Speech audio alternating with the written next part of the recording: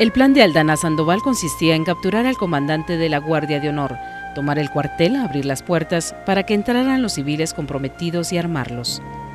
Mover a las unidades a las inmediaciones de los fuertes de San José y Matamoros, Casa Presidencial y Palacio de la Policía, apoyados por tanques que recién habían llegado a Guatemala, cuya compañía era comandada por el mayor Francisco Javier Arana Castro.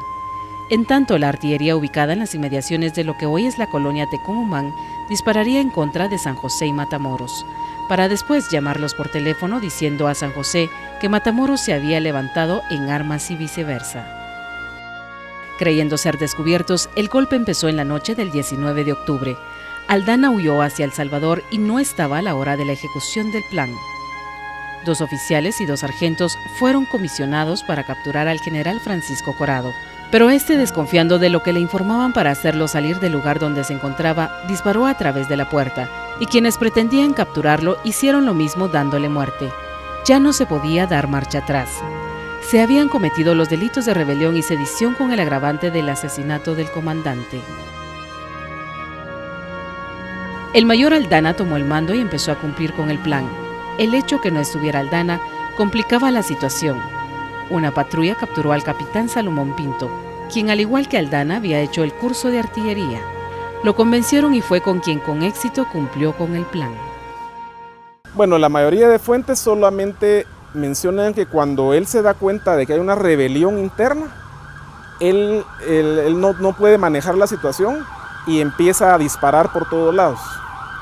En la mayoría de fuentes consultadas se mencionan los disparos por todos lados y que ya los que estaban adentro toman el control y ahí lo matan. Pero no hay una versión única donde se mencione a una sola persona que haya sido el culpable de darle muerte. Es decir, fue un incidente, porque el objetivo de ellos era levantarse, capturarlo a él y seguir con el proceso de rebeldía. Pero él se descontroló y los demás aprovecharon y le dieron muerte. Después de varias horas de bombardeo por el fuego de artillería y de los tanques, un incendio se propagó en San José por la explosión del depósito de municiones. En Matamoros, una explosión había acabado con la vida del teniente Federico Ponce, hijo del gobernante. A las 10 de la mañana del 20 de octubre, la situación era insostenible para las tropas de San José y Matamoros.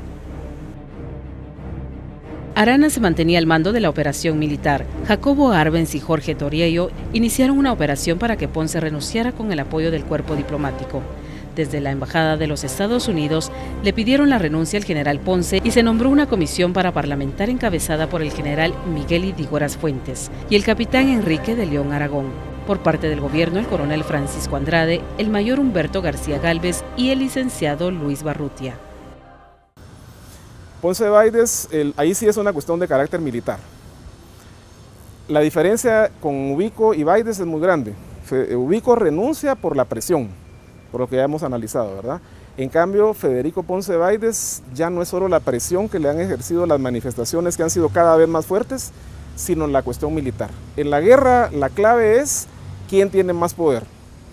Y entre el 19 y el 20 se demostró que al menos en la ciudad de Guatemala, a través de haber tomado el control de la Guardia de Honor, todo estaba definido. O sea, militarmente se equilibró toda la balanza en favor de Jacobo Arbenz, de Carlos Aldana Sandoval y obviamente Francisco Javier Arana. Al tomar ellos el peso de la artillería pesada, presentarse con los tanques frente al Palacio Nacional y todo lo demás, ya a Federico Ponce Baides no le quedó de otra que renunciar. Imagínense, no puede haber un hecho revolucionario si no hay violencia de por medio. Porque como digo, aquí no estaban nada más platicando, dialogando, discutiendo, sino que aquí había que tomar decisiones concretas. No olvidemos que son más o menos 2,000 muertos los que se producen a lo largo de estos días y eso hay que retomarlo, ¿verdad? Es cierto, no es una cuestión exagerada. Ha habido otras revoluciones donde son cientos de miles los que fallecen, ¿verdad? Pero en este caso sí hubo muertos y dentro de ellos uno es el hijo del presidente de ese momento. En horas de la tarde, los jefes de San José y Matamoros, generales César Alfonso Argueta y Fidel Torres, respectivamente se rindieron. Ponce Baides, dolido por la muerte de su hijo y ya sin ningún respaldo, firmó la rendición incondicional y se asiló en la Embajada de México. La Junta Militar de Gobierno, compuesta por Francisco Javier Arana Castro, Jacobo Arbenz Guzmán y Jorge Toriello Garrido, tomó posesión y empezó la revolución del 20 de octubre. Se emitieron más de 100 decretos, entre ellos los que concedieron la autonomía de la Universidad Nacional y las municipalidades, la descentralización e independencia de los poderes del Estado, la organización profesional del Ejército, el sufragio obligatorio y secreto para los ciudadanos alfabetos, el reconocimiento de la ciudadanía de la mujer y se creó el escalafón magisterial. En menos de 2 meses se constituyeron 8 partidos políticos. Se convocó a elecciones el 3, 4 y 5 de noviembre para constituir la Asamblea Legislativa y la Asamblea Constituyente, que sería la encargada de elaborar la nueva Constitución. Para el 17, 18 y 19 de diciembre de 1944 se llevaron a cabo las elecciones presidenciales, que fueron ganadas por el doctor Juan José Arévalo Bermejo. Y el 15 de marzo de 1945, la Junta Revolucionaria de Gobierno se disolvió y entregó al poder. Bueno, para mí hay muchas herencias, muchos legados y lamentablemente algunos de ellos inconclusos, ¿verdad? Por ejemplo, hoy nadie duda de que grandes legados como la visión de un país en el que teóricamente se respeta la separación de poderes o de organismos del Estado, que es un principio fundamental de las democracias liberales. Hoy eso se lo debemos a la Revolución de Octubre, aunque en la vida real hay algunos matices, por supuesto, ¿verdad? Luego la participación ciudadana a través del voto. A partir de la revolución el voto va a ser muy importante porque otra vez, ¿no? Las reformas que pretenden que la ciudadanía se exprese a través del voto, como es el modelo liberal contemporáneo, es a través de la revolución. Antes de eso las elecciones existían pero estaban manipuladas, a veces el general Ubico aparecía como único candidato, entonces obviamente no había participación, las mujeres no tenían acceso al voto y todo eso es un cambio radical. Y por supuesto los legados que los diferentes gobiernos fueron legando, ¿verdad? Por ejemplo, tenemos la autonomía universitaria, es importantísima, la autonomía del Banco de Guatemala, la visión de que, por ejemplo, el sistema de salud en manos del ICS, por ejemplo, para los trabajadores, la existencia de un código de trabajo, todas esas reformas de tipo o de corte liberal modernizante, son claves para entender lo que nos deja la revolución.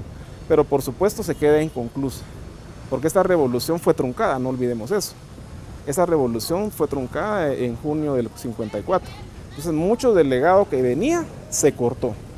Quedaron los grandes proyectos, pero hay que reconocer que otros proyectos se quedaron inconclusos. Las figuras siempre van a estar ahí, ¿verdad? Jacobo Arbenz, Juan José Arévalo, toda esta gente va a estar ahí, no la vamos a olvidar. Pero obviamente en el anonimato van a quedar todos aquellos jóvenes estudiantes que se animaron a apoyar este proceso y que se presentaron a la Guardia de Honor y voluntariamente se ofrecieron ante los líderes militares para apoyar el proceso. De estos hay pocos estudios y digamos van a pasar el anonimato. Las mujeres van a ser otro sector que va a quedar en el anonimato. Si no hubiera sido por María Chinchilla y su muerte, probablemente no nos acordaríamos de la participación femenina. Sin embargo, hoy se están haciendo estudios para demostrar que las mujeres tuvieron un protagonismo más allá de lo de María Chinchilla. Había un protagonismo en el sector magisterial, las mujeres organizadas en diferentes gremios y creemos que esos son los héroes olvidados, las mujeres, los jóvenes que estaban luchando por una Guatemala distinta.